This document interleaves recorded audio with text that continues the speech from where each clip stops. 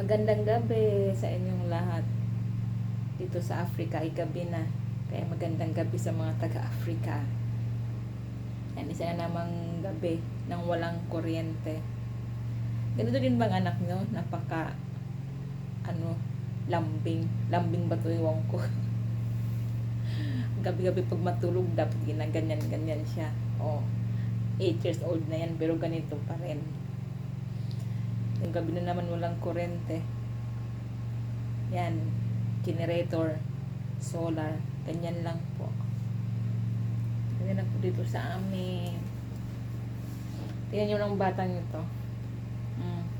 Dahil sininok siya kanina. Gusto niya ganyan na lang lagi. Gusto niya nakayakap. Maliit pa siya. Sulitin na natin yung ganitong paglambing-lambing.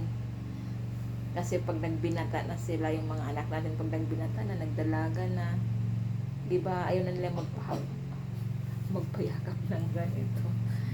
Kaya habang maliit pa sila, sulitin natin na yakapin, likhalikan.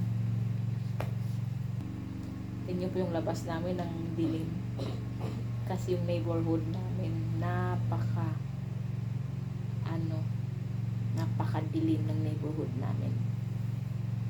Kasi hindi naman lahat ng mga kapitbahay may generators. Pag narinig yung ingay, naka-generator lang kami. Para lang i-charge yung solar. Walang kuryente dito. Kaya sa mga nagpabalak na mag-abroad dito sa Nigeria. Sa mga balak mag-abroad dito, mag-adjust sa kuryente. Dahil dito, maraming mga lugar ang walang kuryente. Dito kasi ang distribution ng kuryente dito depende sa lugar. Meron silang tinatawag na ban A, ban B, ban C. Yung mga ban A, yung mga government area. Yan, sa mga government area. Pag nasa ban B ka naman, yung mga mayayamang tao. Pag ban C, yung mga normal citizen lang. Kaya yung distribution ng kuryente hindi siya patas. May diskriminasyon. Kaya parang kami nasa ban C. Yan, walang kuryente. 6 months na need. Bling-bling ng kuryente, wala. Kaya magtiyaga ka sa lang sa solar, sa generator. Napaka-unfair ng distribution ng kuryente dito. Kahit yung mga nasa ban A, hindi naman din 24 hours ang distribution nila. Pero at least meron. Kahit mga 18 hours na ganyan, meron. Tulad sa amin, as in, totally wala.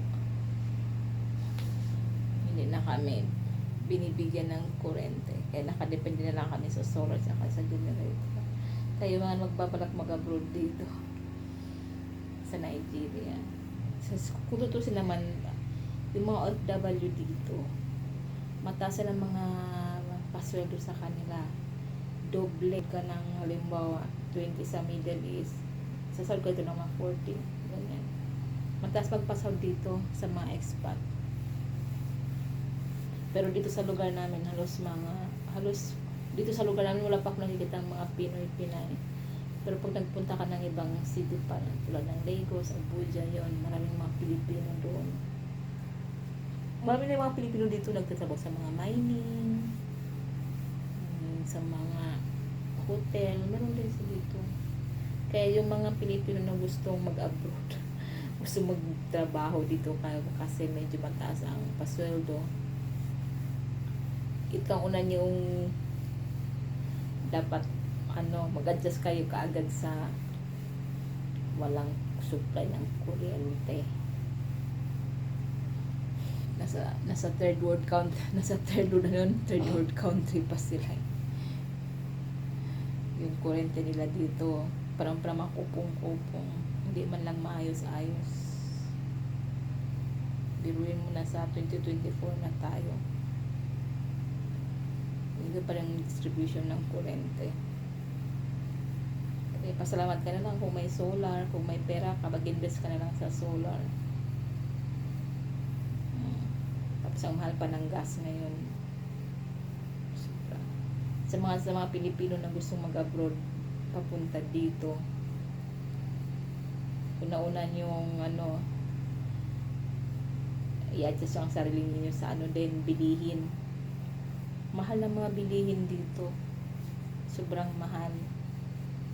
Yung mga bilihin dito, ang presyo triple sa Pilipinas. Halimbawa, yung manok nila dito. Alam niyo kung magkano manok nila dito ngayon ng 1 kilo, nasa 400. Ang kalahating kaban ng bigas, 25 kilos, nasa mga 4,000 pesos. Ang mahal. Iwan ko lang kung paano mga ito nakakasurvive dito. Yung mga tao na, yung mga walang-wala. Kasi sobrang mahal. Biluin mo ang manok. Dati yung dating ko lang dito, ang manok nasa 100 plus lang. Ngayon, 1 taon lang, grabe ang inflation rate nila, nasa 200% na ata ngayon. Mula nang umupo yung bagong presidente nila. Parang si Marcos pag upo, boom! Kaagad yung presyo ng bigas. Yung pangako na 20 pesos na 1 kilo nangyari ba? Di ba hindi naman nangyari? Pagkos mas lalo pang mas lalo pang nagmahal yung bigas, yung pangako ng 20 pesos. Katulad ng presidente dito, pag upo ng presidente dito, 1 taon na ngayon nakaupo. Lahat ng bilihin nagsitaas, hindi lang 100% ng inflation rate, tumabot ng 200%. Kasi dati, pag pupunta kami ng palengke, kung may 1,000 na kami, marami na kami nabibili. Ngayon, 1,000 pupunta ka doon, nako. Baka 1 kilong manok lang, 1 kilong isda ang mabili mo. Wala ka nang mabibili na iba. Medyo may pagkain ang presidente nila eh. Kasi dati, murang bilihin. At saka mura ang gas nila dati. Kasi ang gas nila, may subsidy ng gobyerno. Kaya yung gas nila, ang 1 litro, 200, lang, 20 pesos lang 1 litro dati. Nang bagong dating ako dito. Nalis na yung subsidy ng fuel. Kaya pag ng subsidy, tumaas ang gasolina. Siyempre, pag tumaas ang gasolina, tataas lahat. Dati may kurente pa kami. Bago ako pa dito. May kurente pa kami dati. Pero, after 6 months yung umupo, wala na. Kayo mga Pilipino na gustong trabaho dito. Ito muna nyo dapat malaman. Kuryente, mataas na bilihin. Tulog ka na. Hindi ako makatay. Gusto ko sana ipagtasahin yung labas kung gaano kadilim. Sobrang dilim talaga.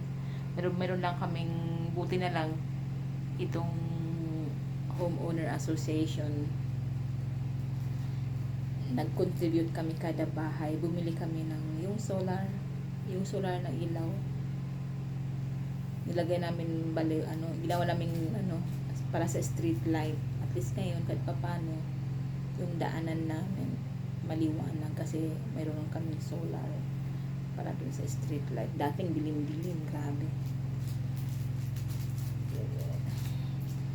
Sina po, good night sa inyong lahat.